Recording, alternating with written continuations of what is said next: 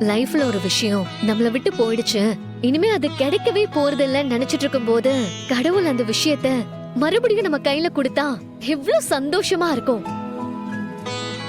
அந்த மாதிரிதான் சிவா, நானும் சந்தோஷமா இருக்கேன். என் அம்மாவை மறுபடியும் பாப்பேன்னு நான் நினைச்சு கூட பாக்கல. இந்த மாதிரி எல்லாம் எத்தனை பேருக்கு நடக்கும்னு தெரியல.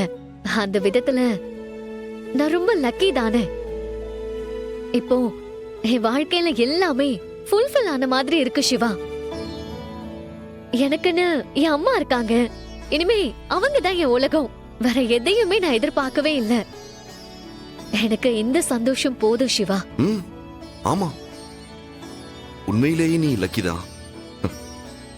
கடவுளுக்கு தெரியும்ல யார் யாருக்கு எதை கொடுக்கணும்னு.